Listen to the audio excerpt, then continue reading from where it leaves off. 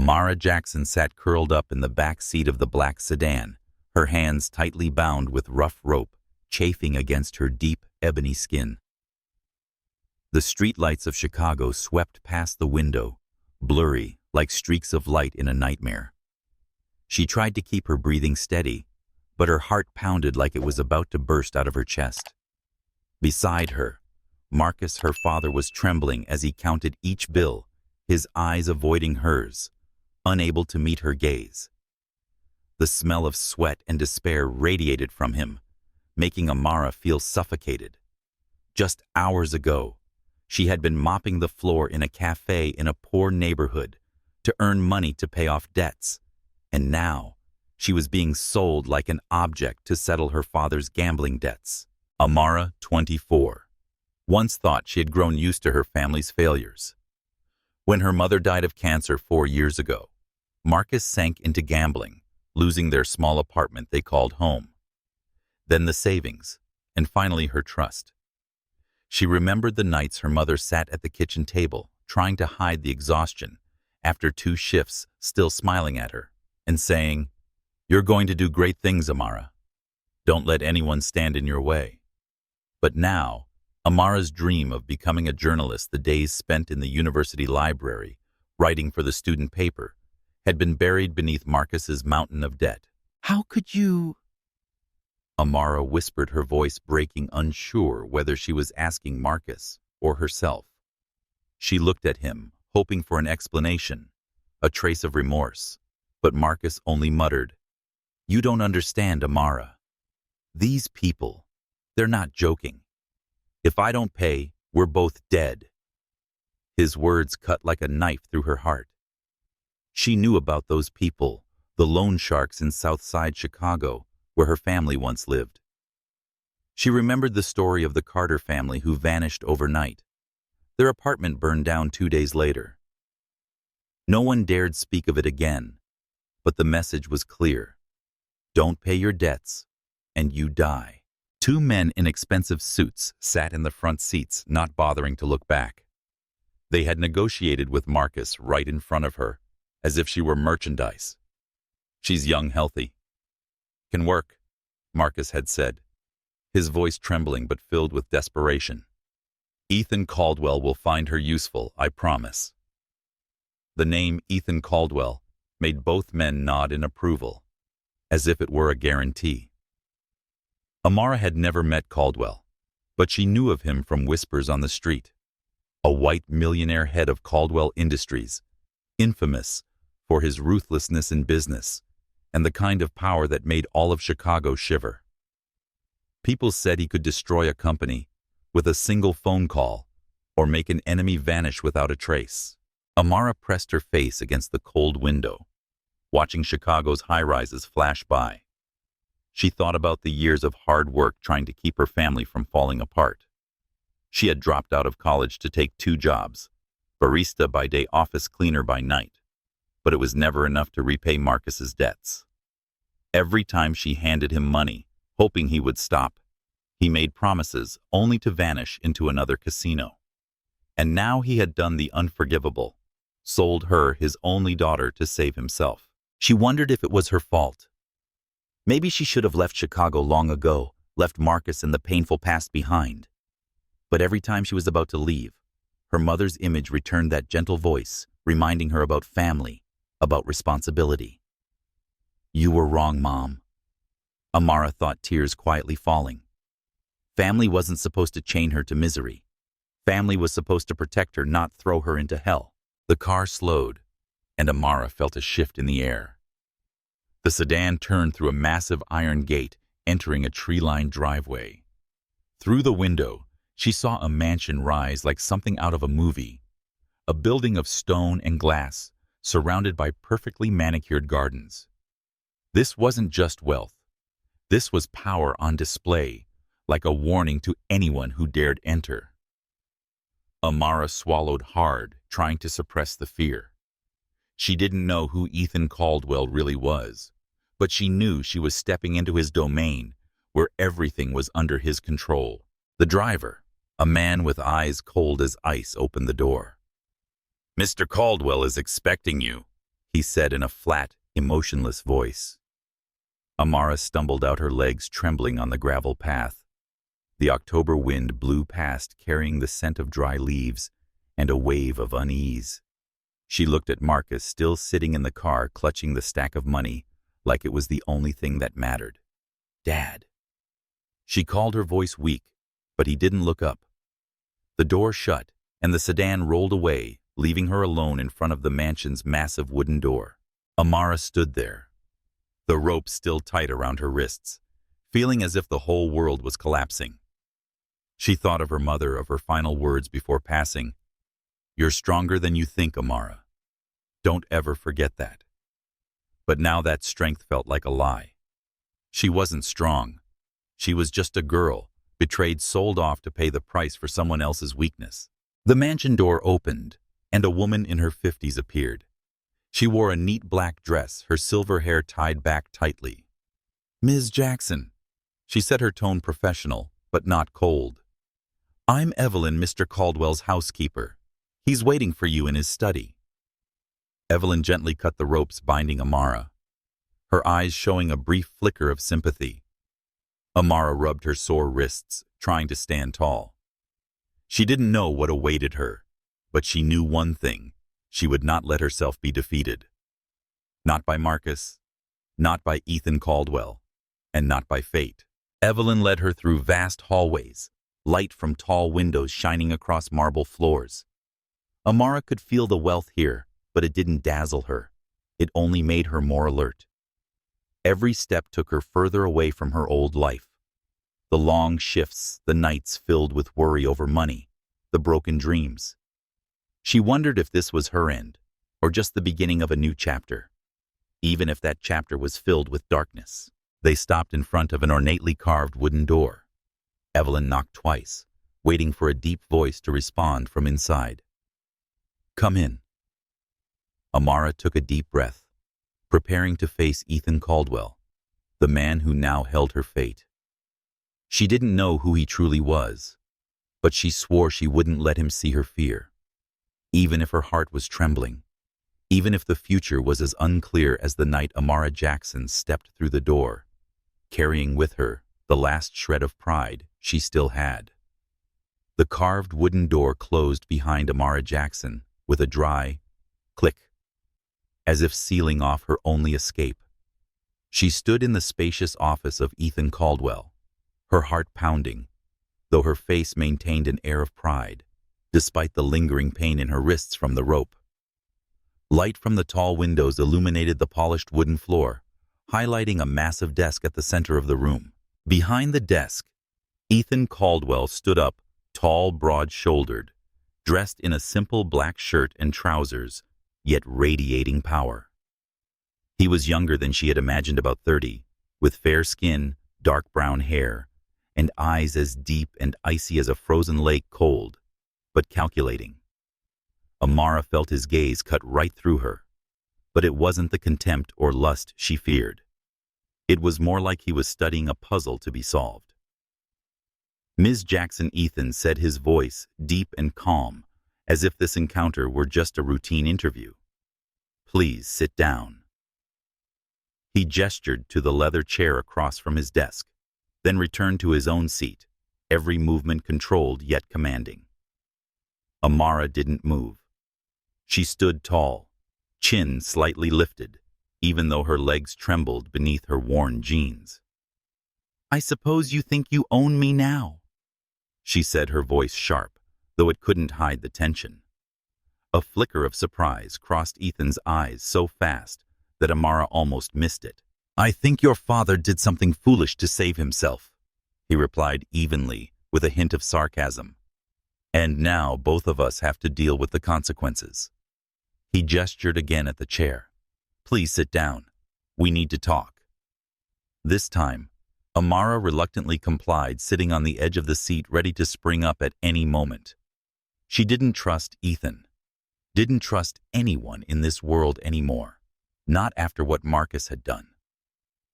Ethan opened a drawer and pulled out a thick folder, placing it in front of her. "This is the contract," he said, pushing the stack of papers toward her. It outlines what I expect from you and what you will receive in return. Amara stared at the papers, her heart beating faster. Contract. The word sounded like a legal handcuff, locking her into a fate she hadn't chosen. What exactly do you want me to do? She asked cautiously. Wait tables, mop floors, or... She trailed off, unable to say it aloud, but her eyes were full of defiance. Ethan tilted his head, as if her question both intrigued and irritated him. I don't need a maid or a cleaner, he said. I need a personal assistant. You'll manage my schedule, handle correspondence, assist with research for business projects, and occasionally attend meetings with me. You'll live here in a private room with full amenities. You'll dine with staff, or alone, your choice. After 2 years of hard work, your father's debt will be cleared. He paused, studying her reaction. Is that clear? Amara blinked, trying to process the information. Personal assistant. Not a slave, not a plaything, but an actual job. It sounded too good to be true, and that made her even more suspicious. She knew men like Ethan Caldwell, white, powerful, wealthy. They didn't do anything without a reason. Why me? She asked firmly. You could hire anyone, someone with a degree experience. Why take someone who was sold to you? Ethan leaned back in his chair, folding his hands. Because sometimes circumstances create unexpected opportunities, he said in a low voice. I know you went to college even if you didn't graduate. I know you worked 2 jobs to keep your family afloat. You're intelligent, resilient, and not easily broken. Those are qualities I need. Amara felt a wave of heat rush through her, pride at being recognized, but also anger that he knew so much about her. You investigated me, she said coldly. I investigate everyone who enters my world, Ethan replied, unapologetic. That's how I protect myself and those who work for me. He tapped the contract. You can read it. If you have questions, ask. If you refuse... He paused, his eyes sharp. Your father's debt remains, and the lenders won't be as gentle as I am. Amara looked down at the contract, the black and white words blurring before her eyes. She wanted to tear it up, to run away, but where Marcus had abandoned her and loan sharks didn't forgive, she thought of her mother, of the days she worked herself to the bone just to give Amara a future. If her mother were alive, what would she say? Don't let them take your worth. Amara heard her mother's voice echo in her mind.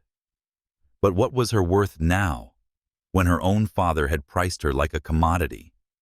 She picked up the contract, flipping through the pages, trying to focus on the terms. Job description. Housing, a 2-year duration. Everything was laid out clearly.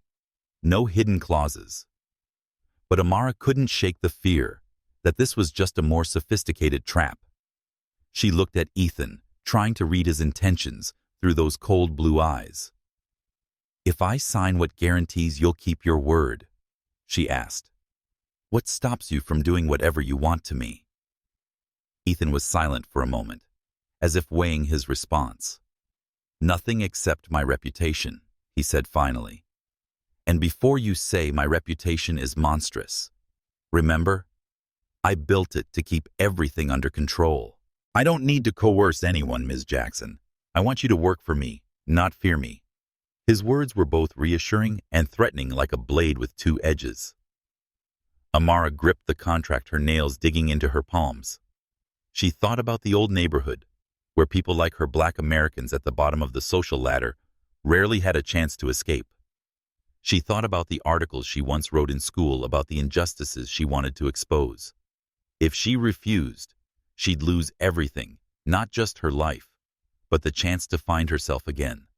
If she signed, she could buy time, maybe even a way back to freedom. But at what cost? Becoming part of Ethan Caldwell's world, a man who made the whole of Chicago tremble. She took a deep breath, fighting back tears. Give me a pen, she said, her voice shaky but resolute. Ethan slid a ballpoint pen toward her, his eyes never leaving her. Amara turned to the final page, staring at the line awaiting her signature. Every stroke of the pen felt like a blade slicing through her dignity, but also like a promise to herself she would survive, and she would find a way out of this cage.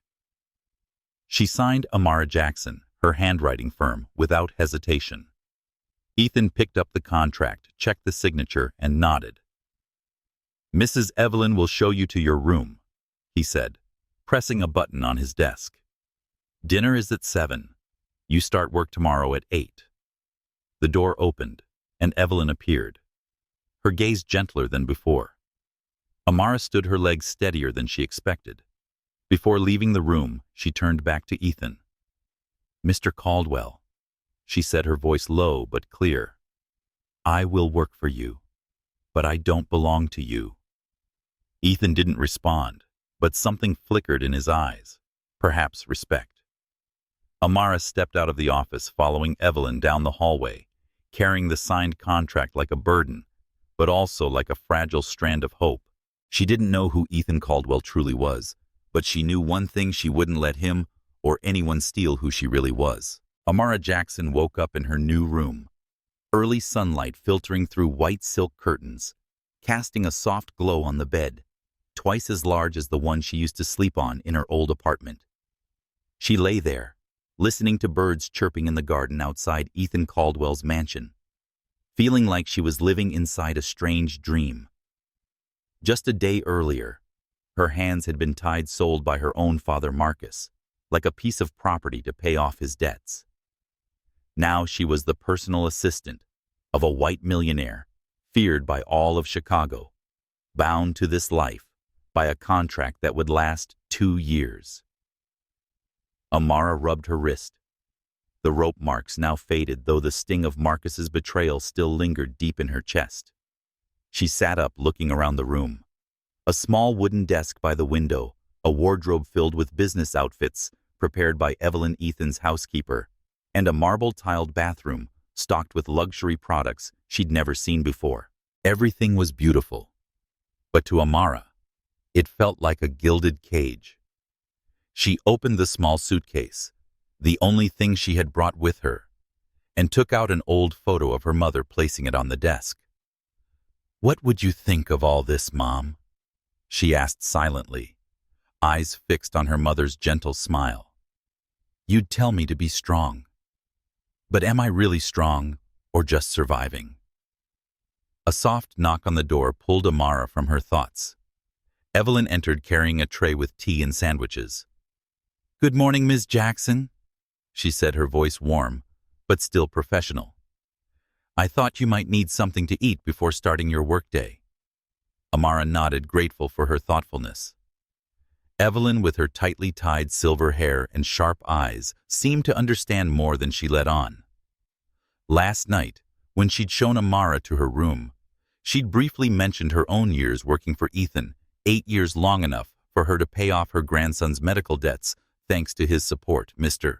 Caldwell is not easy to get close to," Evelyn had said, "but he's fair to those who work hard." Amara sat down at the desk and took a sip of tea, surprised by its delicate flavor. "Mrs. Evelyn?" she asked cautiously. "Mr. Caldwell, what is he really like? I mean, aside from what people say." Evelyn smiled, a mix of gratitude and mystery. "He's a man of his word," she replied. "But you'll find out for yourself. Do your job well, and you'll see he's not like the rumors." Evelyn's words made Amara both curious and wary. She knew Ethan's reputation, a ruthless businessman who could crush his enemies with a single decision. But the man she met yesterday, with those cold blue eyes that weren't cruel, didn't fully match that image. After breakfast, Evelyn led Amara to Ethan's office to receive her first tasks. The mansion was quiet, only the sound of her shoes echoing against the marble floor. Amara wore a navy blue business outfit from the wardrobe, feeling both unfamiliar and empowered. She was used to jeans and t-shirts, but the outfit made her feel like she could belong here, at least on the surface. Inside, she still wrestled with the idea that she was just a pawn in Ethan's game. Don't forget, she reminded herself this contract isn't freedom. It's just a temporary escape. Ethan was seated behind his desk reading documents on his computer, a steaming cup of black coffee beside him. He looked up as Amara entered his deep blue eyes, scanning her quickly. "Good morning, Ms. Jackson," he said, his tone even, but not cold. "Today we have 3 conference calls, a lunch meeting downtown, and I need you to prepare documents for a new project. Evelyn will show you how to access the file system." Amara nodded, trying to maintain her professionalism, even though her heart was racing. This job felt real, but it also served as a reminder that she was here because of a contract, not choice. Evelyn brought Amara to a corner of the office where a small desk with a computer and a stack of folders awaited. "You'll start by organizing Mr. Caldwell's schedule," she explained, opening a complex software on the screen. "Everything must be precise. He doesn't like mistakes." Amara listened closely, taking quick notes. She realized the job required focus and intelligence, not just simple tasks. That both excited and worried her. Was she capable enough? Was Ethan testing her, or just waiting for her to fail? As she worked, Amara observed the way Ethan interacted with employees over the phone. He was polite, but concise, always getting straight to the point. When one staff member asked for a few days off due to a family emergency, Ethan agreed immediately and even asked, "Does she need any further support? Hospital bills, expenses?" Amara was taken aback. That wasn't the behavior of a ruthless man. But then she remembered a story she had once heard back in her old neighborhood about Marshall Corp, a company that Ethan had driven to bankruptcy a few years ago. People said he'd bought out their debt, shut down the plant, and left hundreds jobless. The event was described as a cold assault, eliminating a competitor without mercy. How could a man be both caring and so ruthless? During her lunch break after Ethan had left the office, Amara couldn't resist her curiosity. She opened the computer and typed Marshall Corp, Ethan Caldwell into the internal search engine. An old article appeared, detailing how Ethan had acquired the company's debt, leading to its closure. But one detail had been overlooked by the press. Before shutting it down, Ethan ensured all employees received transition packages. An internal document revealed that Marshall Corp had been underpaying staff for years, and Ethan's actions were actually aimed at protecting the workers. Amara frowned, feeling like she'd uncovered a piece of a puzzle that didn't quite fit. Who was Ethan Caldwell? Really? An opportunist, or someone who allowed himself to be misunderstood on purpose? Evelyn entered carrying a glass of water. Digging into something, she asked, her eyes twinkling. Amara jumped and quickly closed the document. "I just wanted to understand Mr. Caldwell better," she admitted. Evelyn nodded, as if she'd expected the answer. "He doesn't like to talk about the past. But here's a word of advice. Don't believe everything you hear. Chicago is full of stories, but the truth is usually more complicated." Amara nodded, but inside her questions about Ethan only deepened. If he wasn't the ruthless man people described, why let that reputation stand? And why did he choose her, a girl from a poor neighborhood, to step into his world? The workday ended, and Amara returned to her room, her mind spinning with information and emotion. She sat by the window, looking out at the garden bathed in sunset light. She thought about her mother, about the dream of becoming a journalist, about the articles she once wrote to expose injustice. What am I doing here? She wondered. She wanted to believe this job was an opportunity, but the fear of being manipulated still clung to her. Ethan Caldwell might not be a monster, but he still held her freedom in his hands. And Amara knew that to survive these 2 years, she would have to understand him not just to do her job, but to protect herself. She picked up the photo of her mother and whispered, "I won't let them break me, Mom. I'll find the truth." With new resolve, Amara set the photo back down, ready to face tomorrow, a day to learn more about Ethan Caldwell, about his world, and about herself inside this gilded cage. Amara Jackson sat at the small desk in Ethan Caldwell's office, the glow of the computer screen lighting her face, where conflicting emotions fought for dominance.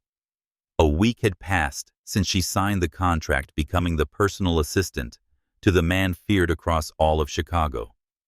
The job was not what she had imagined. No demeaning tasks or shady requests. Instead, she managed Ethan's complex schedule, took notes during meetings, and researched information for multi-million-dollar deals. But the more she assimilated into this world, the more uneasy she felt. She wondered, was she rediscovering herself, or merely becoming a pawn in Ethan's game of power? Today, Ethan had tasked her with preparing a report on a startup he was considering investing in. Amara read through the documents, her fingers gliding swiftly across the keyboard, compiling data and analysis. She realized she liked the job, the way it demanded sharp thinking, the way it made her feel valuable.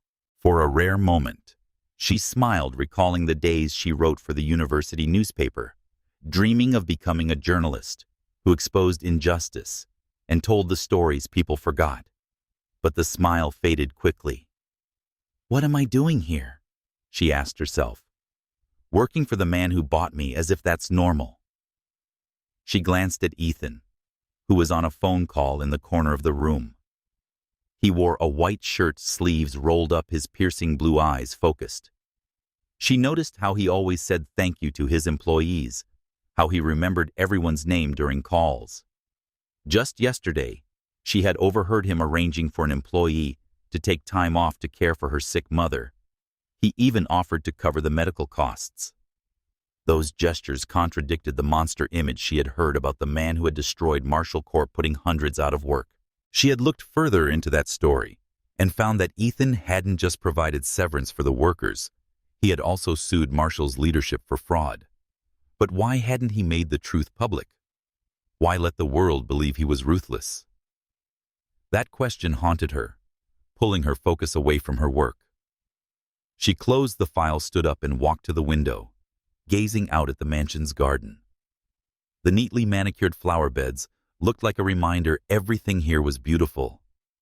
But everything belonged to Ethan Caldwell. She thought about Marcus, her father, the man who had sold her to pay off gambling debts. She had tried to call him the night before, but the phone rang and went dead.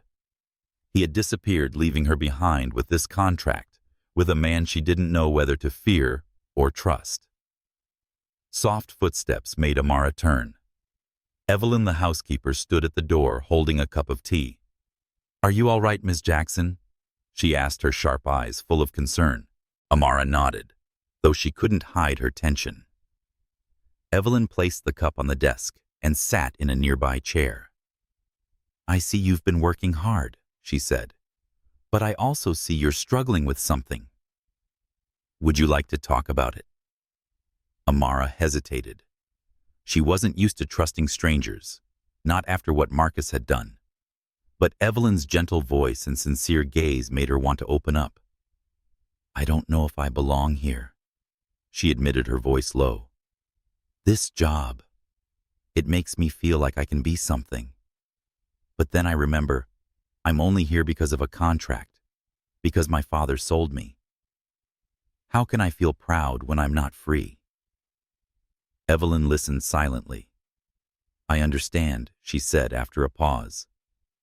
"When I started working for Mr. Caldwell, I carried my own burdens. My grandson was sick, and I owed the hospital a large sum. Mr. Caldwell paid that debt without asking for anything except loyalty and hard work. But I too asked myself, am I selling my soul?"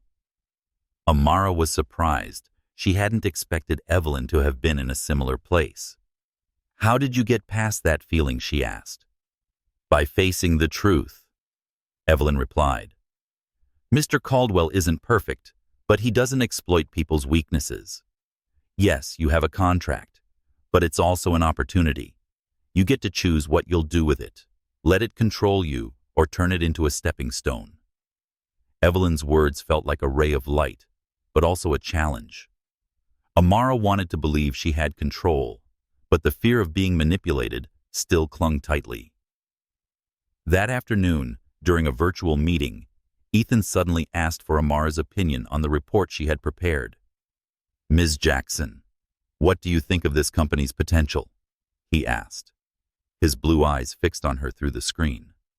The client's middle-aged men in expensive suits turned to look at her curious. Amara swallowed hard, feeling like the whole world was waiting for her to fail. But she took a deep breath, recalling the night she stayed up writing articles, remembering her mother's words.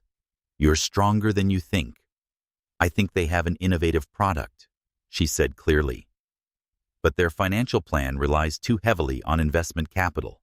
If the market shifts, they could collapse within a year. You should ask for a contingency plan before investing." Silence followed. Amara panicked, wondering if she had overstepped. But Ethan nodded, a faint smile on his lips. "Excellent analysis, Ms. Jackson. I agree. We'll request a contingency plan." The clients nodded in approval, and the meeting continued. But Amara felt a rush of heat pride mixed with unease. After the meeting, Ethan called her over. "You did well today," he said, rising from his desk. "You have good business instincts. Not everyone catches a weakness like that." Amara looked at him, searching for signs of deception, but found only sincerity. "Thank you," she replied. But in her heart a voice echoed, "Don't trust him. He needs you for your work, not because he cares." She wondered if Ethan truly respected her, or if he was just building loyalty to keep her under control. That night, Amara sat by her bedroom window, staring at the photo of her mother. She thought of the years spent working herself to the bone, to keep her family afloat, of the dream of being a journalist now buried. This job might be a way to reclaim herself, but at what cost? Becoming part of Ethan's world, where everything was controlled, where she wasn't even sure who she was anymore. She thought of the way Ethan had looked at her when he praised her, the way it felt like he could see through her. "What does he want from me?" she wondered. "And can I trust him?" Amara closed her eyes, taking a deep breath. She remembered Evelyn's words, "You decide what you'll do with it." She couldn't change the contract. She couldn't undo Marcus's betrayal, but she could choose how to face it. She would do this job well, not for Ethan, but for herself. She would observe, learn, and uncover the truth about the man who held her fate. With renewed determination, Amara stood up, placed the photo of her mother back on the desk, and prepared for tomorrow, a day to confront Ethan Caldwell, his world, and her own sense of dignity. Amara Jackson stood before the bookshelf in Ethan Caldwell's office, her fingers brushing across thick business books, but her mind was elsewhere. 2 weeks had passed since she became his personal assistant, and each day revealed another piece of the puzzle that was this powerful man. Ethan was not the ruthless figure people whispered about. He was attentive to his staff fare in his work, and at times even showed a rare smile that took Amara by surprise. Yet the fearsome reputation that made all of Chicago tremble remained a mystery. She couldn't shake the story of Marshall Corp., the company he had driven to bankruptcy, or the whispers about rivals who disappeared after crossing him. Who was Ethan Caldwell, and why did he allow the world to think he was a monster? This morning, Amara had been assigned to review files on a potential business partner, but her curiosity got the better of her. While Ethan stepped out for a meeting, she opened his computer and discreetly accessed Caldwell Industries' internal data system. She typed, "Ethan Caldwell, Marshall Corp., and found an old document buried deep in the archives. The report detailed how Ethan had bought out the debt of Marshall Corp., a manufacturing company accused of exploiting workers. Instead of selling off its assets for profit, he paid to ensure every worker received their pension, then sued the company's leadership for fraud." Another article buried beneath sensationalist headlines revealed that Ethan's actions had saved hundreds of families from financial ruin. Amara frowned. If this was true, why didn't Ethan make it public? Why let people believe he was heartless? She closed the file just as she heard footsteps. Ethan walked in his suit jacket slung over his shoulder, those piercing blue eyes sweeping across the room. "Ms. Jackson, how's the report coming along?" he asked, his voice low, but not harsh. Amara stood up, her heart racing. She knew she shouldn't have, but her curiosity had overtaken her judgment. "I'm nearly done," she said, then took a deep breath. "But I'd like to ask you something. About Marshall Corp." Ethan paused, the coffee cup in his hand frozen midair. A flash of tension crossed his face, quickly masked by his usual calm demeanor. "You've been digging," he said, not a question. Amara nodded, unapologetic. "I need to know who you are," she said firmly. "People say you destroyed Marshall Corp for profit, but I know you helped the workers. Why let them believe otherwise? Why let that reputation stand?" Ethan set the cup down and leaned against his desk, his gaze fixed on her. "You want the truth?" he asked in a low voice, as if weighing every word. Amara nodded, though a chill ran down her spine. "All right," he said, folding his arms. "Reputation is a tool. When people fear you, they're less likely to challenge you. Marshall Corp wasn't the first time I let myself be misunderstood. I learned long ago that kindness is weakness, unless you have the power to protect it." Amara frowned, trying to make sense of it. "But aren't you afraid of being isolated? Of living with a reputation that drives everyone away?" Ethan gave a faint smile, but his eyes grew distant. "Isolation is safer than letting people exploit your trust. I once trusted someone and I paid dearly for it." He paused, as if regretting how much he'd said. Amara sensed an old wound in his voice, but she didn't stop. "Then why choose me?" she asked, her tone sharper. "If you don't trust people, why bring someone like me into your world?" Ethan looked at her, his gaze piercing, as if he were trying to see into her soul. "Because you have nothing to lose," he said. "You're not here to impress me or take advantage of me. You're here because of circumstance, and that makes you more honest than anyone I've ever met." His words were both a compliment and a warning, and Amara felt both validated and uneasy. She thought of the contract, of Marcus's betrayal of her buried dream to become a journalist. "Honest?" she repeated, her voice bitter. "You mean I have no choice but to work for you?" Ethan tilted his head as if she'd struck a nerve. Maybe he admitted, "But you do have the choice to do the job well, to make it yours." "I don't want a puppet, Ms. Jackson. I want someone who can think, who can challenge me when necessary." Amara blinked, surprised by his frankness. She wanted to believe him, to believe that he saw value in her, but the fear of being manipulated still lingered. "And if I challenge you too much?" she asked, her voice low. "If I find out you're not who you claim to be?" Ethan smiled, a smile that was both dangerous and magnetic. "Then go ahead and try," he said.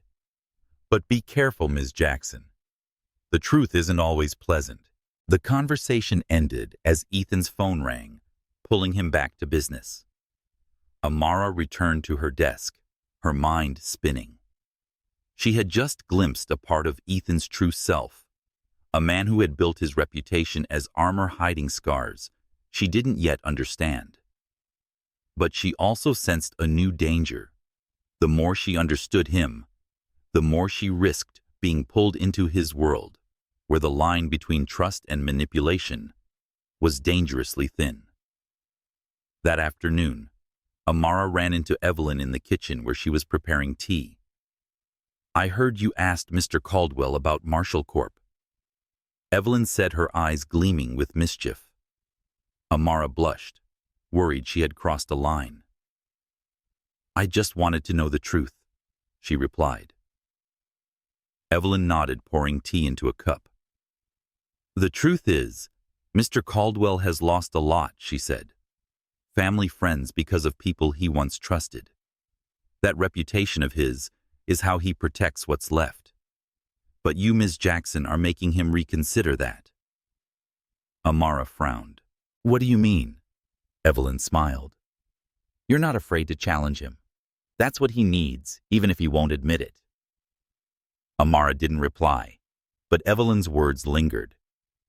She thought of her old neighborhood, where black women like her were rarely treated as equals. Ethan might be testing her, but she was testing him too. Testing whether he truly respected her, or just saw her as part of his power game. That night, Amara sat by her window looking out at the mansion's garden under the moonlight. She thought of her mother, of how she always said, "You have to know who you are, Amara, before you let someone else define you." She had lost so much: her family, her dream, her freedom, but she would not lose herself. Ethan Caldwell might be a mystery, but she would unravel him not for his sake, but because she needed to know who she was fighting against. With renewed resolve, Amara closed her eyes, ready for the days to come. Days to uncover the truth about Ethan, his world, and the strength she was slowly reclaiming. Amara Jackson was organizing files on her desk when Ethan Caldwell's phone rang, shattering the stillness of the office. It had been 3 weeks since she stepped into his world, and she had grown accustomed to the fast-paced rhythm of Caldwell Industries. But this time, Ethan's voice on the phone sounded unusually tense. "How many people are injured? I want a full report within the hour. I'm on my way." He hung up, his face pale, his deep blue eyes filled with worry. Amara stood, her heart pounding. "What happened?" she asked. Ethan rubbed his temples as if trying to suppress a headache. "A small explosion at the factory in Ohio," he said, his voice low. 10 workers injured, none critically, but the plant has to shut down for investigation. I need to fly out immediately." He began gathering documents, but Amara saw he was moving on instinct, not thinking. She stepped closer, her voice steady. "I'm going with you." Ethan paused, looking at her with a mix of surprise and skepticism. "Not necessary," he said. "This is a technical and legal matter. You'll be bored." Amara crossed her arms, refusing to back down. "You're going to face workers, their families, and the media. You need someone to manage your schedule. Take notes and make sure you don't forget to eat." "That's my job, isn't it?" She emphasized each word, daring him to object. Ethan stared at her for a moment, then reluctantly nodded. "All right. Be ready in 30 minutes. On the flight to Cleveland, Amara sat beside Ethan, silently observing him. He made constant phone calls, coordinating with lawyers, safety inspectors, and the plant director. "I want every injured person to get full medical care," she heard him say. "I don't care what the insurance says. We cover it all." Amara took notes quickly, but inside a strange feeling stirred. This wasn't the terrifying Ethan Caldwell she had heard about. This was a man who felt responsible for every employee, though he masked it behind a cold exterior. When they landed, the factory loomed like a giant block of steel, surrounded by ambulances and media vans. Amara could feel the tension in the air. Worried workers, anxious families, and reporters sniffing out a story. Ethan immediately met with the plant manager, demanding a detailed report on the explosion. Amara followed, taking notes. Preliminary cause: a faulty old machine damaged 2 production lines down, and victim status: 10 workers with minor burns and smoke inhalation. But she noticed a bigger issue. Rumors were spreading that the company had ignored safety warnings to cut costs. While Ethan met with inspectors, Amara quietly approached a group of workers near the gate.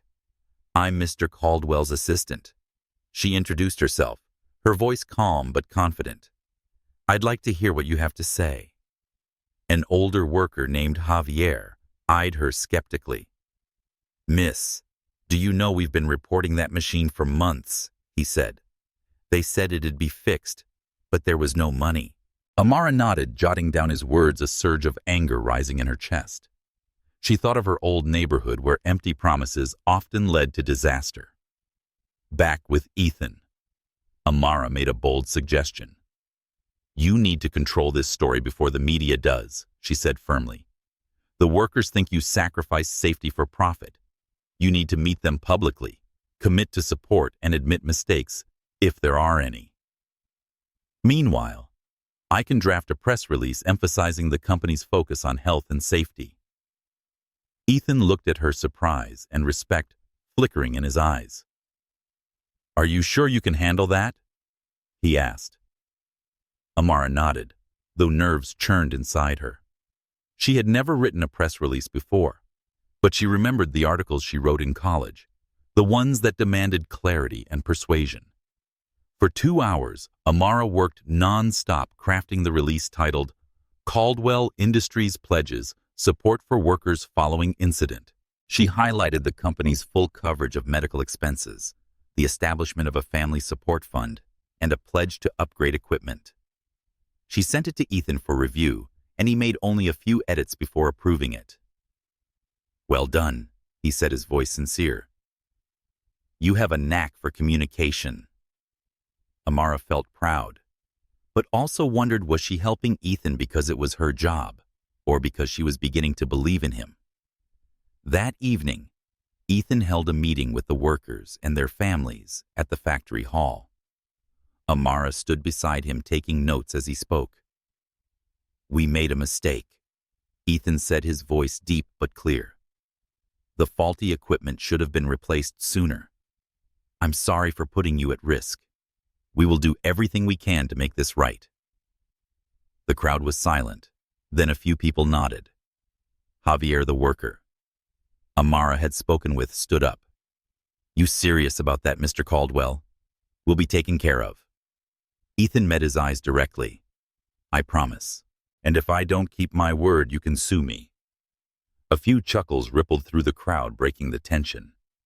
After the meeting, Ethan and Amara sat in a corner of the hall, exhausted, but relieved. You did well today, Ethan said, his deep blue eyes meeting hers. Not just the press release, but the way you spoke with the workers. They trust you. Amara shrugged, hiding her pride. I was just doing my job, she replied. But deep down, she knew that wasn't the whole truth. She thought of her mother, of all the times she taught her to stand up for those left behind.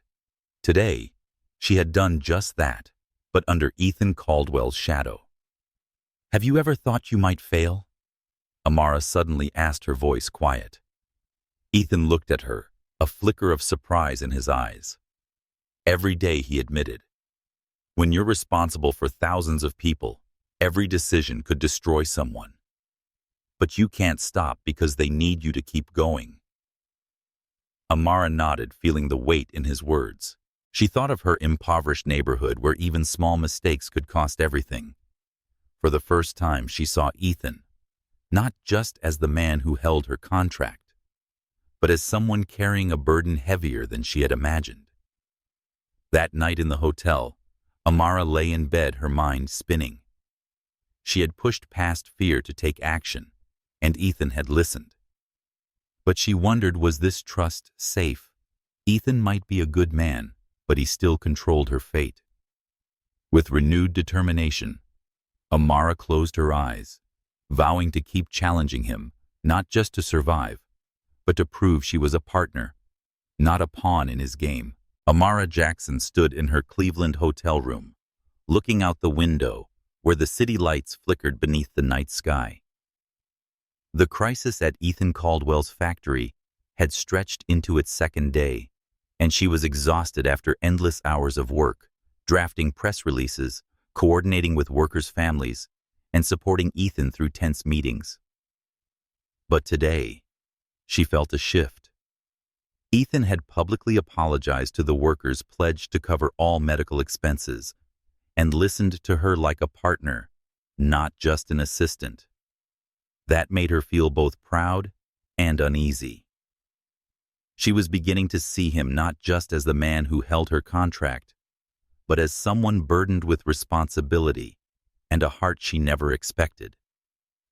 A soft knock pulled Amara from her thoughts. She opened the door to find Ethan standing there, sleeves rolled up on a white shirt, his deep blue eyes tired but warm. I'm not interrupting, am I? He asked, his voice low. Amara shook her head, stepping aside. No, Couldn't sleep. Ethan stepped inside holding 2 cups of coffee. I figured you could use this, he said, handing her a cup. Amara accepted it, her fingers brushing his for a moment, sending a light jolt through her body. They sat on the small sofa in her room, the space quiet except for the distant sounds of traffic. Amara sipped the coffee, trying to hide her tension. She thought about her old neighborhood, where people like her Black Americans from the bottom of society rarely sat as equals with white millionaires like Ethan. But here in this moment, he didn't seem like a boss. He seemed like a man searching for something, maybe comfort, maybe truth. You saved me today, Ethan said suddenly, breaking the silence. Amara looked up surprised. The press released the way you spoke to the workers. If it weren't for you, things could have gone much worse. Amara shrugged, trying to stay composed. I was just doing my job, she said. But deep down, she knew it wasn't that simple. She had acted because she believed in Ethan, believed he wanted to do the right thing. And that scared her. Ethan leaned back against the sofa, staring at the ceiling. Do you ever feel like you're pretending, he asked, his voice quiet, pretending you have all the answers, that you're in control? Amara looked at him and saw a rare vulnerability in his eyes. She thought of the years she pretended to be strong to hold her family together, of the nights she cried in secret because Marcus, her father, had gambled away her future. Yes, she admitted, but sometimes pretending is the only way to survive. Ethan turned to her, his gaze piercing. I'm tired of pretending, Amara, he said, calling her by her first name for the first time without the formality of Ms. Jackson. Every day I have to be Ethan Caldwell, the man who's never wrong, never weak. But today, when you stood up for the workers, I realized, maybe I don't have to do it all alone. His words felt like a blade, tender yet painful, cutting into a loneliness Amara knew too well. She set her coffee down, her hand trembling slightly. You don't have to do it alone, she said, her voice hoarse. But you have to let someone in, Ethan. She said his name, a bold act that startled them both. The space between them simmered, with unspoken tension. Ethan leaned in closer, his eyes locked on hers. Do you want to come in, Amara? He asked, voice low, filled with longing and fear. Amara felt her heart stop. She wanted to say yes, to let him closer, but a voice inside screamed, Don't, he owns you. She remembered the contract, the imbalance of power, a girl sold by her father, and a man who held all the control. But looking into his eyes, she didn't see a master. She saw a man who had apologized to his workers, who had listened to her, who had opened his heart. She raised a hand and gently touched his cheek, feeling the warmth of his skin. I want to, she whispered, but not like this. Not while I'm still bound. Ethan nodded, his eyes full of understanding and pain. But then, as if unable to resist, he leaned in, and his lips touched hers in a kiss, gentle, restrained. Amara responded, the world falling away, replaced by the heat of his closeness. The kiss deepened, carrying all the emotions they had buried for weeks. But then Amara pulled back, slightly breathless, her eyes shimmering with tears. We can't, she said, her voice shaking. Not while I'm not free. Not when I don't know if this is real or just the circumstances. Ethan rested his forehead against hers, their breath mingling. I'm sorry, he whispered. I don't want you to feel forced. But this is real, Amara. To me, it's real. She looked into his eyes and saw sincerity, but her heart was still in turmoil. She thought of her mother's words, that love must come from freedom, not obligation. She wanted to believe Ethan, but she was also afraid that she might fall for him, afraid that love would cost her her sense of self. Amara stood and walked to the window, hugging herself to keep her emotions in check. I need time, she said, not turning around. Ethan rose, his voice gentle but firm. "I'll wait," he said. "However long it takes, I'll wait." He left, leaving Amara in the quiet room, her heart pounding between the lines of love and freedom. That night Amara didn't sleep. She thought of the kiss of Ethan's eyes, of the way he said her name. She thought of her old neighborhood where love was often crushed by poverty and injustice. She had once sworn never to let anyone control her again, but Ethan wasn't like Marcus. He hadn't pressured her, he had invited her, and that made it even more dangerous. She remembered Evelyn's words, "You decide what you'll do with it." Amara knew that to move forward, she had to confront not just Ethan, but herself. She had to decide if she could open her heart and still hold on to her dignity. She looked out the window, the city lights like falling stars. With renewed resolve, Amara whispered, "Mama, I'll find a way. I'll love, but it'll be on my terms." Their kiss was a turning point, but also a test. She would not let it define her. She would keep challenging Ethan, not just to understand him, but to prove that she was a free woman in spirit, even if the contract still bound her.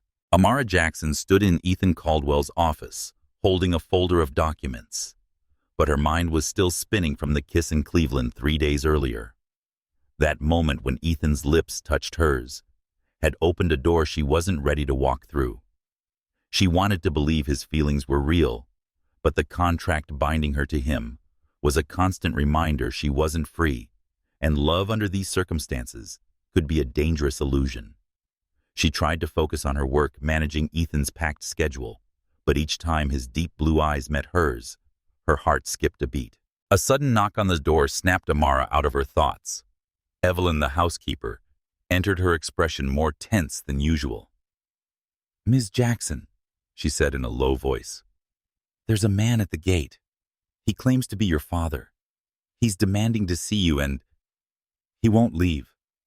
Amara felt her blood turn to ice. Marcus. She hadn't heard from him since the day he sold her to pay off his gambling debts, and she had hoped he would disappear forever. But now here he was at Ethan's mansion, like a ghost from the past. Ethan, seated at his desk reviewing documents, looked up, his gaze sharp. "Should I call security?" he asked, calm, but clearly alert. Amara shook her head, though every part of her wanted to run. "No," she said firmly. "I have to face him. But..." She looked at Ethan, her eyes flickering with uncertainty. "Would you come with me? I don't want to see him alone." Ethan nodded, instantly rising to his full, imposing height, like a shield beside her. "Of course," he said, and Amara felt a small measure of comfort in his presence. They walked into the mansion's receiving room, where Marcus stood with his hands in the pockets of a worn coat. He looked older than his 58 years. His face, weathered eyes bloodshot from alcohol or sleeplessness. When he saw Amara, he gave a fake smile. "Amara, sweetheart," he said, his voice falsely sweet. "Look at you, dressed like a lady. This place is treating you well, huh?" Amara stood several steps away, arms crossed, fighting back the anger rising in her chest. "What do you want, Dad?" she asked, emphasizing the word dad, like an accusation. Marcus glanced at Ethan standing behind Amara, his eyes twitchy and evasive. "Can't a father visit his daughter?" he said, his voice wavering. "I just wanted to see if you're all right." Amara scoffed, the pain of his betrayal flaring up again. "You lost that right when you sold me to pay off a debt," she said coldly. "Be honest. What do you want, money?" Another handout. Marcus's face flushed, and the fake smile vanished.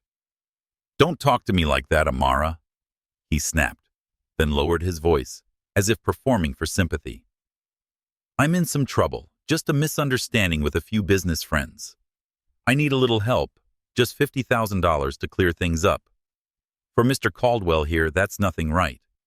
Family helps each other, Amara. That's what family does." His words struck like a knife, and Amara trembled with fury.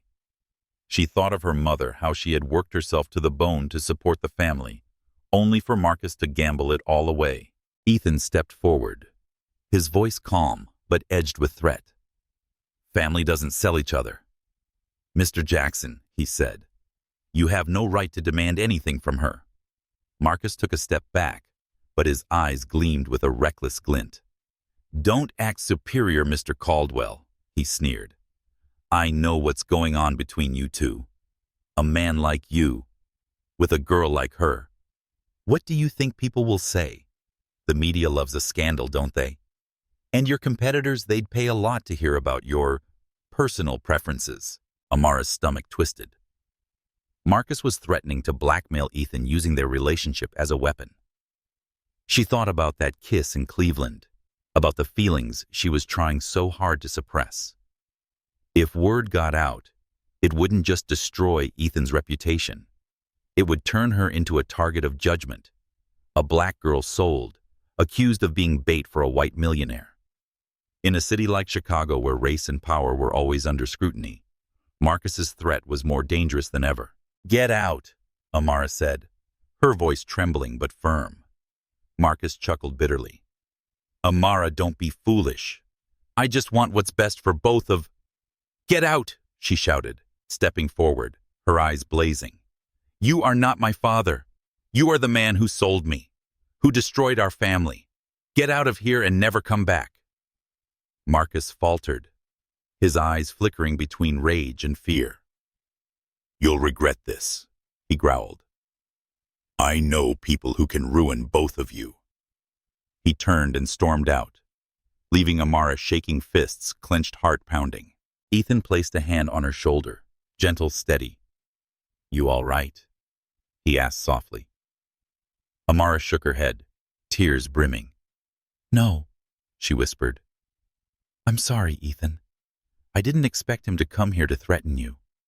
If the press finds out about us—" She trailed off, thinking of the contract, of the imbalance between them. Ethan turned her gently to face him, his eyes steady.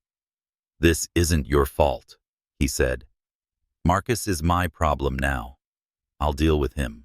Amara looked at him, feeling both grateful and helpless. "But he could hurt you," she said. "He could turn this into a scandal. I don't want to be the reason you lose everything." Ethan gave a faint, somber smile.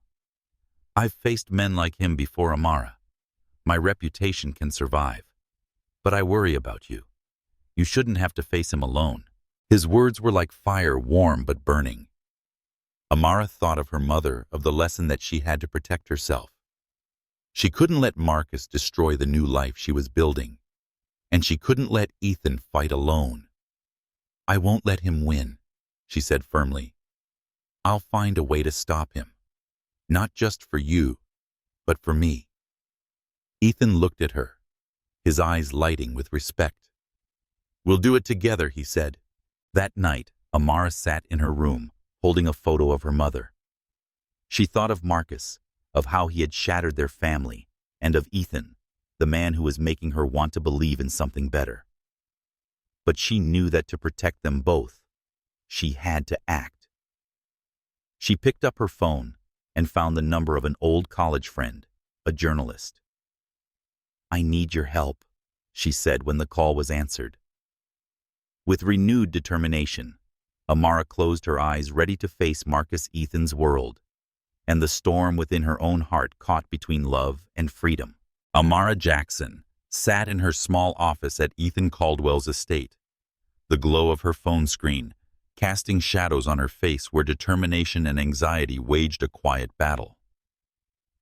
After the confrontation with Marcus, her father, who had threatened to blackmail Ethan by exposing their relationship, Amara couldn't sit still. She knew Marcus wouldn't stop. He had sold her once, and now he was willing to destroy both of them for money. But Amara was no longer the helpless girl she once was. She had reached out to Lena Carter, a friend from college, who now worked as an investigative journalist for the Chicago Chronicle. "I need your help," Amara had said over the phone the night before. "I need to stop my father before he hurts someone else." This morning, Lena called back, her voice sharp and professional. Amara. I dug into Marcus Jackson, she said. He doesn't just owe loan sharks. He's running a scam using your name to borrow money from other gangs claiming you have ties to Ethan Caldwell and can repay the debts. I've got the evidence, text messages, forged contracts. If you agree, I can publish a story that exposes him. Amara clutched her phone, her heart pounding. She thought of her mother, of the years she had sacrificed to protect their family, only for Marcus to destroy everything. Do it, she said firmly, but I want to meet and discuss the details. Amara entered Ethan's office where he was reviewing financial reports. His deep blue eyes looked up, a flicker of concern crossing his face at the sight of hers. Amara, what's wrong? He asked, rising to his feet. She took a deep breath and explained her conversation with Lena. Marcus isn't just threatening us, she said. He's committing fraud using my name to take out loans. I contacted a journalist. She can expose him, but I need your approval. The article will mention me, you, and our relationship.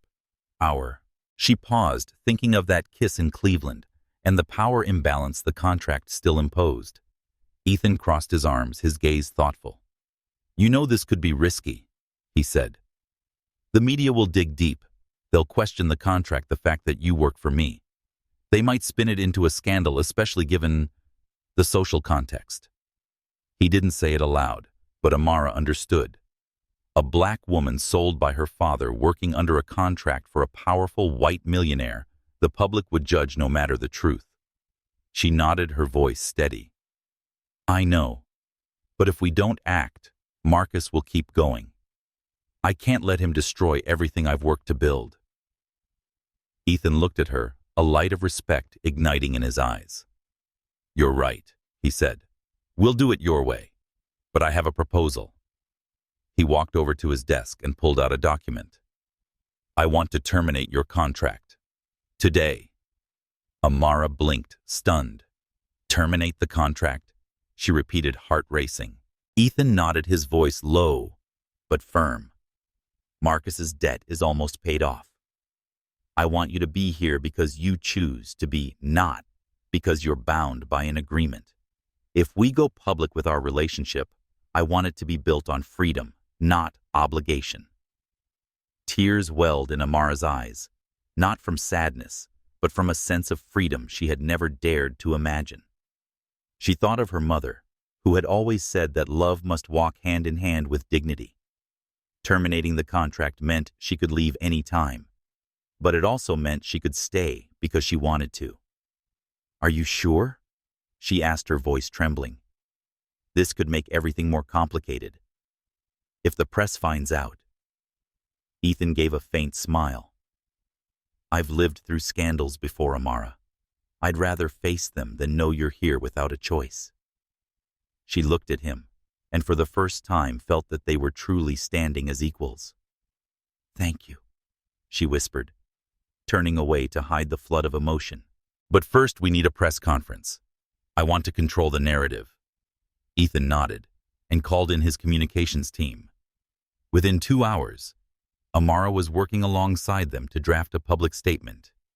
Ethan and Amara would acknowledge their relationship, affirm that it was based on mutual respect, and reveal Marcus's fraudulent activities to prevent further harm. The press conference was held at the Caldwell Industries headquarters in downtown Chicago. Amara stood beside Ethan in front of dozens of reporters, her heart pounding, but her head held high. Ethan spoke first, his voice calm and clear. I'm here to clarify rumors about my personal life, he said. I am in a relationship with Amara Jackson, my personal assistant. There is nothing improper about it. She is intelligent, professional, and someone I respect deeply. He paused, looking at Amara with eyes that carried a silent promise. To eliminate any doubts about her freedom, I have terminated the contract binding her to me. She is here because it is her choice. Reporters murmured. Camera flashes erupted. One raised a hand. Mr. Caldwell. Is it true? Ms. Jackson was forced to work for you to pay her father's debts? Amara stepped forward before Ethan could answer, her voice strong. I'd like to respond to that, she said, her gaze sweeping the crowd.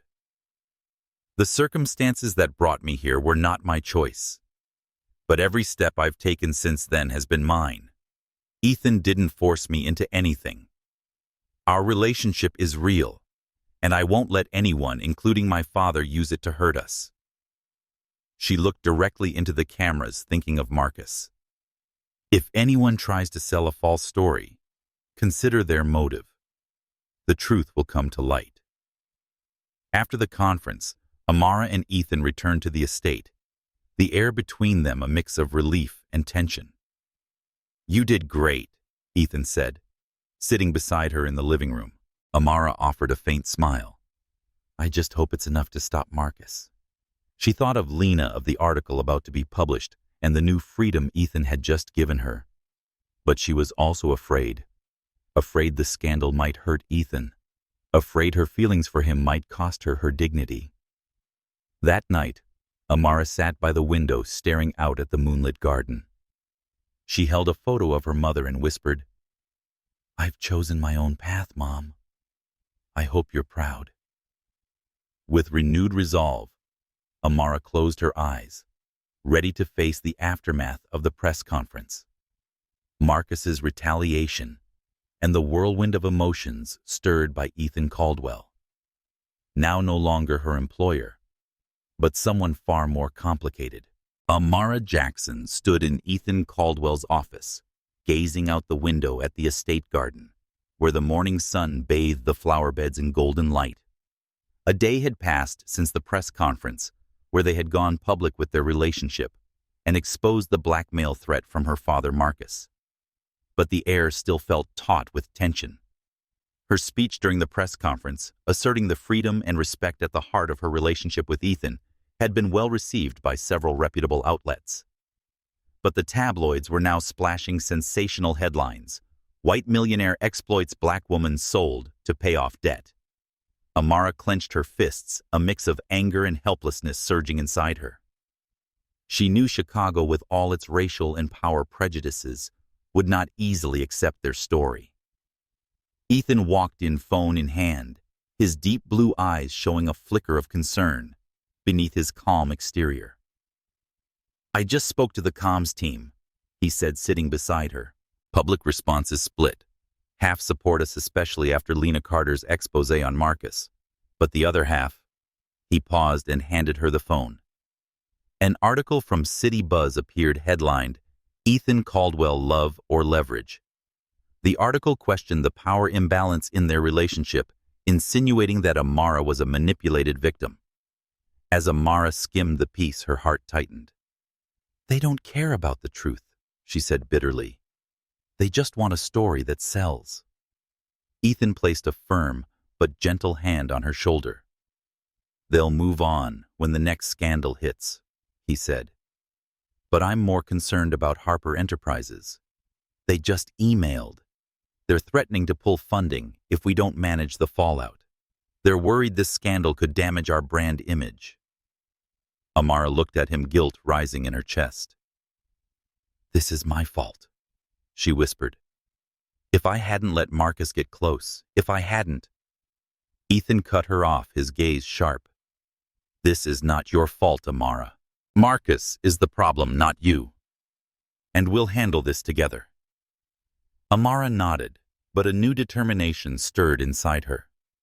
She thought of her mother, of the many times she had taught her to stand up to injustice. She couldn't let Marcus or the public define her, and she couldn't let Ethan carry this burden alone. We need a media campaign, she said firmly. Not just to push back against the rumors, but to tell the real story about you, how you treat your employees, what you did for the workers in Ohio. If people see who you really are, it'll be harder for them to believe the lies. Ethan looked at her, surprise and admiration lighting up his face. Do you have a plan? He asked. Amara nodded and pulled out her laptop. I reached out to Lena again, she said. She agreed to do an exclusive piece interviewing workers from the Ohio factory, highlighting your commitment to them. I also want to invite a few longtime employees like Mrs. Evelyn to share their stories. And... She paused, locking eyes with him. I want to tell my story not as a victim, but as someone who chose to stay, chose to work, chose you. Ethan smiled, a mix of tenderness and pride. Are you sure? That'll put you right in the spotlight. I'm ready, Amara replied, her voice unwavering. She thought of her old neighborhood where women like her rarely had a voice. This was her chance, not only to protect Ethan, but to prove she wasn't the helpless figure the media wanted to portray. For the next 3 hours, Amara worked with the communications team, drafting messaging and coordinating with Lena. She also called Javier, a factory worker from Ohio, who had once thanked Ethan for saving his family after the explosion. Girl, I'll tell the world how Mr. Caldwell saved my family, Javier said warmly. That evening, Lena's interview was published under the headline, Ethan Caldwell, the man behind the reputation. The article detailed Ethan's efforts in Ohio, his generosity in covering medical bills for Evelyn's grandson, and Amara's journey from a girl sold to cover her father's debt to a sharp, determined personal assistant. Amara's words were quoted boldly. I'm here, not because I'm forced to be, but because I choose to be. Ethan Caldwell isn't perfect, but he's someone I trust. As she read the article sitting beside Ethan, she felt her heart race. His eyes sparkled with emotion. Public sentiment began to shift. Social media posts praised Ethan's transparency and Amara's courage. But there were still ugly comments calling her an opportunist or implying Ethan was using her for PR. Amara tried not to let them get to her, but a knot of worry remained. What if Harper Enterprises pulls out anyway? She asked Ethan quietly. He took her hand, the warmth of his touch steadying her. Then we find new partners, he said. I built this company from the ground up. I'm not afraid to start again, as long as you're with me. His words filled her with both warmth and unease. She thought of that kiss in Cleveland, of the contract he had canceled, of the freedom he had handed back to her. She wanted to stay, but she was afraid that love would still make her dependent, even without a contract. She thought of her mother and her mother's words. You have to know who you are before you love anyone else. I'll stay, she said, voice steady. But not just for you. I want to prove I can stand on my own no matter what the world says. Ethan nodded, his gaze filled with deep respect. I know, he said, and that's exactly why I believe in you. They sat there hand in hand, surrounded by a quiet that felt almost sacred. Amara knew the trials weren't over. Marcus was still out there, and the world would keep judging. But she was no longer the girl who had been sold. She was Amara Jackson, reclaiming her voice. That night she sat by the window looking out at the moonlit garden. She held her mother's photo and whispered, I'm fighting, Mom. I won't let them define me. With a renewed sense of purpose, she closed her eyes, ready for whatever lay ahead. Whether from the public, from Marcus, or from her own heart, now free, yet still deeply entangled with Ethan Caldwell. Amara Jackson stood on the rooftop terrace of Ethan Caldwell's estate, the moonlight casting a soft glow across her face, a face caught between joy and quiet anxiety. It had been a week since the press conference and Lena Carter's feature article. Public opinion had shifted in their favor. The article exposed Marcus's fraudulent activities, including forged contracts and messages showing he used Amara's name to borrow money. That morning, news broke that Marcus had been arrested while attempting to collect money from a gang Lena had warned. Relief washed over Amara, but so did a strange emptiness. The man who was once her protector was now a ghost of guilt and betrayal. Inside the office, Ethan had just ended a call with the board of directors.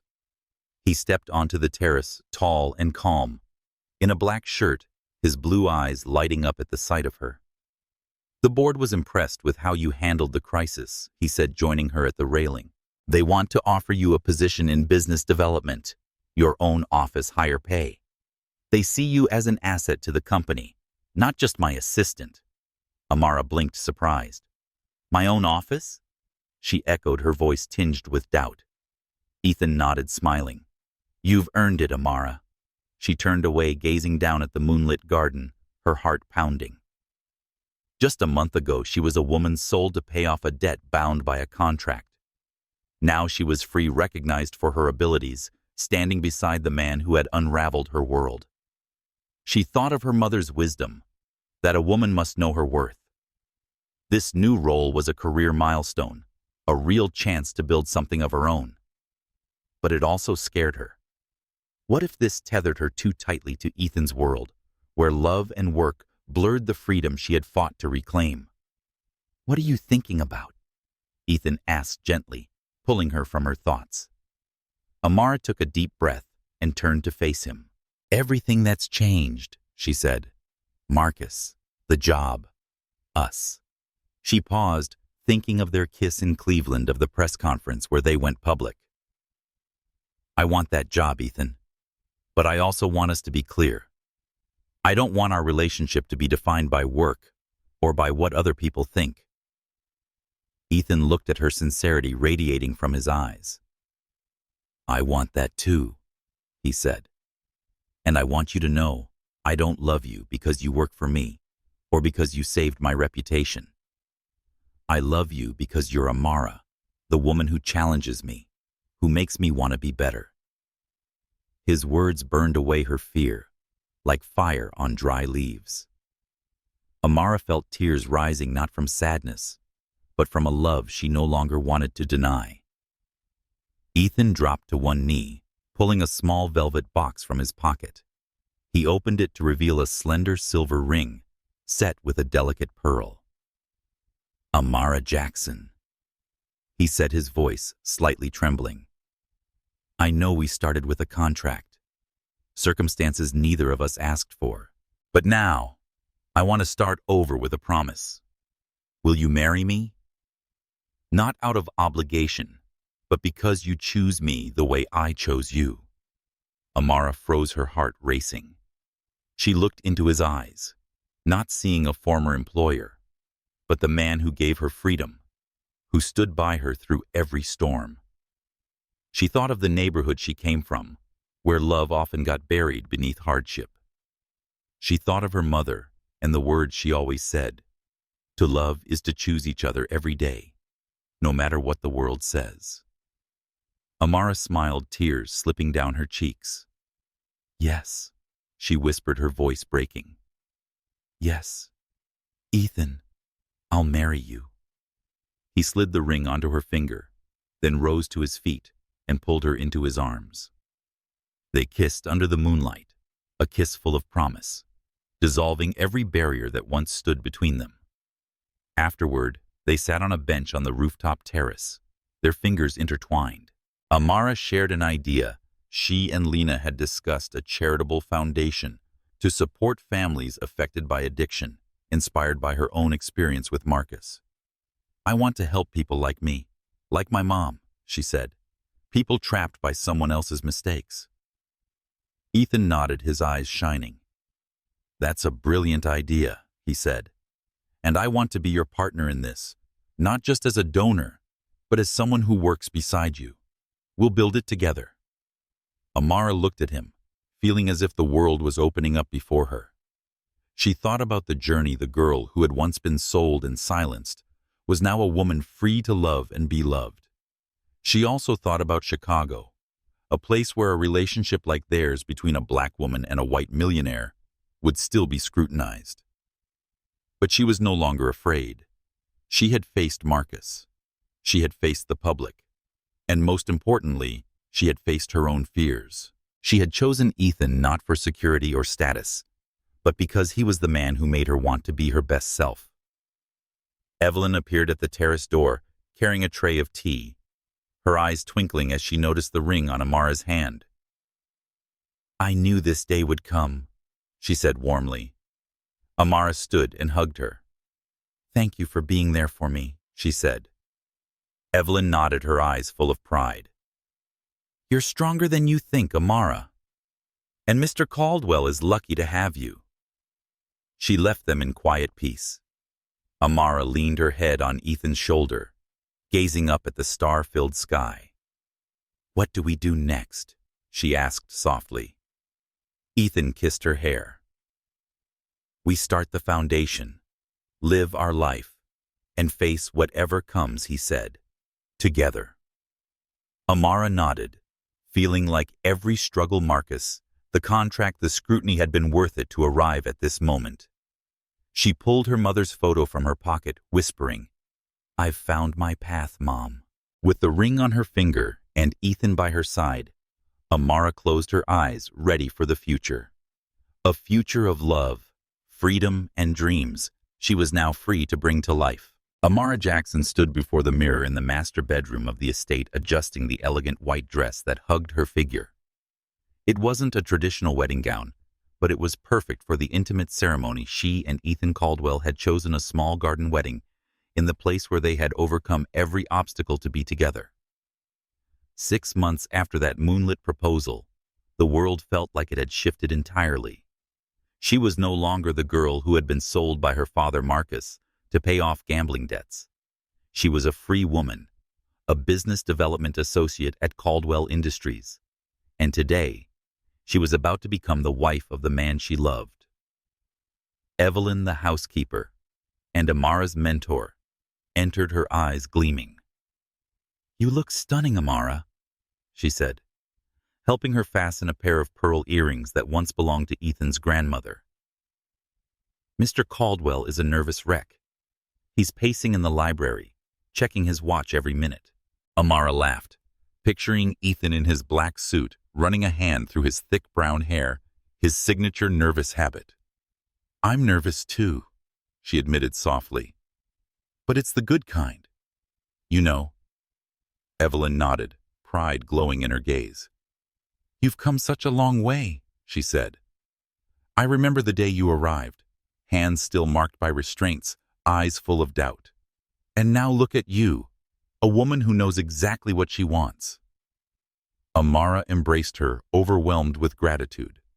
Evelyn had stood by her through it all, from the contract to the factory crisis to the scandal with Marcus.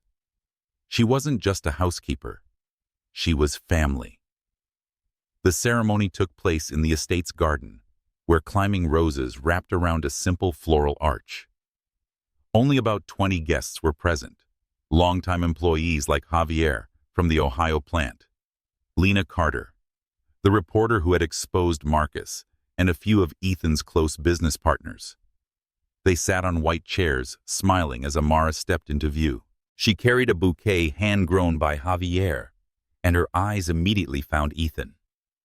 He stood beneath the arch in his tailored black suit, tall and handsome, his blue eyes shimmering with emotion.